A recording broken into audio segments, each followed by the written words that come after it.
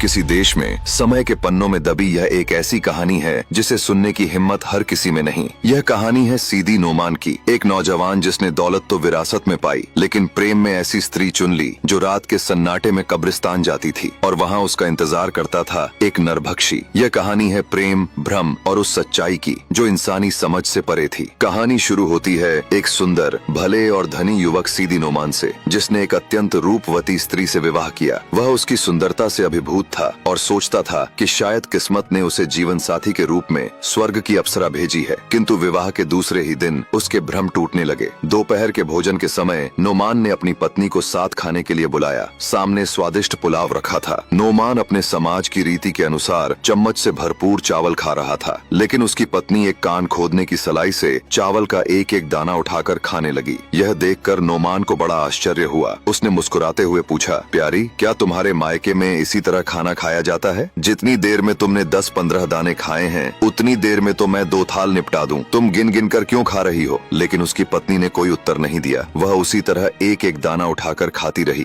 जब शीरमाल और बाकर खानी रोटियां आईं तो उसने एक रोटी का बहुत ही छोटा सा टुकड़ा तोड़कर बड़े नखरे से मुंह में रखा। कुल मिलाकर उसने जितना खाया वह एक चिड़िया के पेट भरने को भी पर्याप्त नहीं था। नोमान को आश्चर्य हुआ, पर उसने सोचा कि यह पहली बार उसके साथ भोजन कर रही है, संकोच में होगी, या फिर शायद पहले ही कुछ खा चुकी है इसलिए भूख नहीं है। लेकिन यह स्थिति दिन ब दिन दोहराई जाने लगी। पत्नी का यही व्यवहार देखकर नोमान सोच में पड़ गया। यह स्त्री इतना कम खाकर भी जीवित कैसे है, और ऊपर से इतनी स्वस्थ और हृष्ट पुष्ट भी। एक रात जब वे दोनों लेटे हुए थे तब उसकी पत्नी ने यह सोचकर कि नोमान सो गया है, धीरे से उठी और घर से बाहर निकल गई। लेकिन नोमान जाग रहा था। वह चुपचाप उसके पीछे निकल पड़ा। रात शांत थी और चांदनी फैली हुई थी, जिससे उसका पीछा करना सरल हो गया। वह कब्रिस्तान की ओर जा रही थी। नोमान चुपचाप एक पेड़ की आड़ में खड़ा होकर देखने लगा। उसने देखा कि एक महाभयानक दानव बड़ी सी तलवार लेकर आ रहा है। उसकी पत्नी उस भयंकर जंगली नरभक्षी के पास बैठ गई और उससे प्रसन्नता पूर्वक बातें करने लगी। नोमान के पैरों तले जमीन खिसक गई। वह समझ गया कि उसकी पत्नी साधारण इंसान नहीं बल्कि उसी नरभक्षी जाति की है। थोड़ी ही देर में दोनों ने मिलकर पास की एक ताजा बनी कब्र खोदी, उसमें से लाश निकाली और उसे काट काट कर खाने लगे। नोमान यह देखकर स्तब्ध रह गया। उसकी रूह कांप उठी। जब वे दोनों पूरी लाश का मांस खा चुके तो प्रेम पूर्वक बातें करने लगे। नोमान उन दोनों को वहीं छोड़कर घर आ गया और दरवाजा खुला छोड़कर पलंग पर जा लेटा। कुछ देर में उसकी पत्नी आई। उसने अंदर के कमरे में जाकर वस्त्र बदले और सावधानी से पलंग पर लेट गई। नोमान को ऐसी मुर्दाखोर स्त्री के साथ सोने में बड़ी घृणा उत्पन्न हुई और वह उससे बचकर ही लेटा रहा। सुबह वह सोचने लगा कि किस प्रकार अपनी स्त्री की यह गंदी आदत छुड़ाऊं। दोपहर के भोजन के समय उसने पुराना क्रम जारी देखा, यानी वह एक एक दाना उठाकर खाने लगी। नोमान ने कहा, रानी, अगर तुम्हें कोई विशेष वस्तु पसंद हो तो मंगवा लो, यहाँ तो रसोई में सब कुछ है। मैं तुमसे पूछना चाहता हूँ कि क्या दुनिया में मुर्दे के मांस से, जिसे तुम स्वाद से खाया करती हो, अधिक स्वादिष्ट भोजन कोई नहीं है? उसकी बात पूरी भी नहीं हुई थी कि वह समझ गई कि उसने उसका शव भक्षण का भेद जान लिया है। क्रोध के मारे उसका चेहरा लाल हो गया। उसकी आंखें उभर आईं। उसने दांत पीसते हुए कहा, नीच, दुष्ट, तूने छुपकर मेरा रहस्य जान लिया, लेकिन अब तू इस योग्य नहीं रहेगा कि किसी से वह भेद कह सके। यह कहकर उसने एक मंत्र पढ़ा और कहा, कुत्ता बन जा। उसके इन शब्दों के साथ ही नोमान कुत्ता बन गया। वह एक लकड़ी उठाकर उसे मारने लगी। कुत्ता बना नोमान दर्द से चिल्लाता हुआ घर के बाहर भाग गया ताकि उसकी पिटाई से बच सके। वह बाजार की एक दुकान में, जहां बकरी का मांस बिकता था, घुसकर एक कोने में छुप गया। दुकानदार को उस पर दया आ गई। वह उस समय भोजन कर रहा था। उसने रोटी का एक टुकड़ा उसे दिया। शाम को जब कसाई ने दुकान बंद की तो वह नोमान को अपने घर ले गया। इसके बाद उसका नियम हो गया कि रात को उसे अपने घर में रखता और दिन में अपनी दुकान के सामने बिठा देता। एक दिन उस दुकान पर एक स्त्री आई। उसने सामान खरीदा और जब दाम चुकाने लगी तो अच्छे सिक्कों के साथ एक खोटा सिक्का भी दे दिया। कसाई ने खोटा सिक्का लौटा दिया, लेकिन वो बहस करने लगी। तब कसाई बोला, तू मेरी बात नहीं मानती, इस सिक्के को तो मेरा कुत्ता भी पहचान लेगा। ये कहकर उसने नोमान को बुलाया। नोमान दौड़कर आया। कसाई ने सारे सिक्के उसके सामने डाल दिए और कहा, इनमें से खोटा सिक्का पहचान कर दिखा। नोमान ने सूंघ कर खोटा सिक्का निकाल दिया। कसाई बहुत प्रसन्न हुआ। स्त्री को भी आश्चर्य हुआ और उसने सिक्का बदल दिया।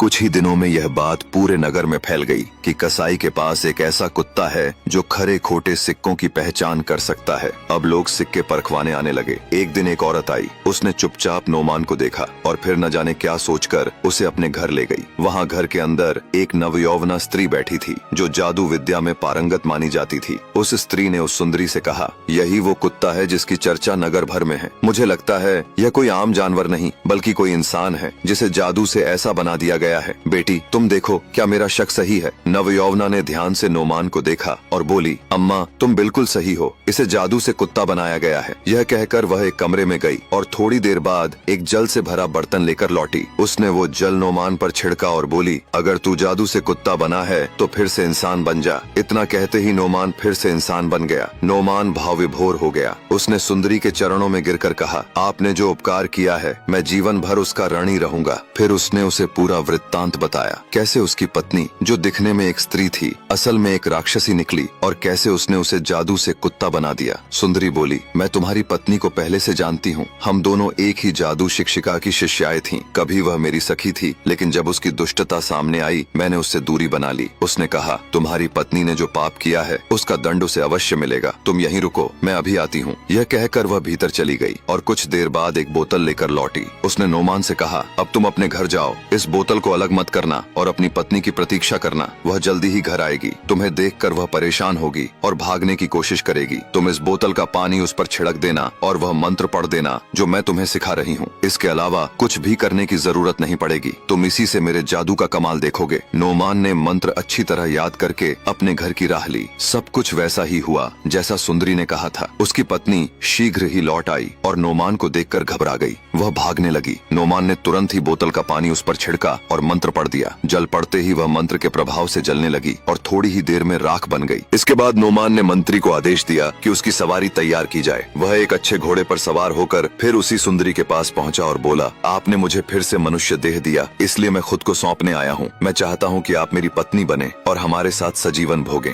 सुंदरी भी उससे विवाह के लिए तैयार हो गई। बड़ी धूमधाम से दोनों का विवाह संपन्न हुआ और वे दोनों आनंद पूर्वक रहने लगे। इस तरह इस कहानी का एक सुखद अंत हुआ। तो कैसी लगी आपको ये कहानी? ऐसी और भी रोचक कहानियां सुनने के लिए हमारे साथ जुड़िए।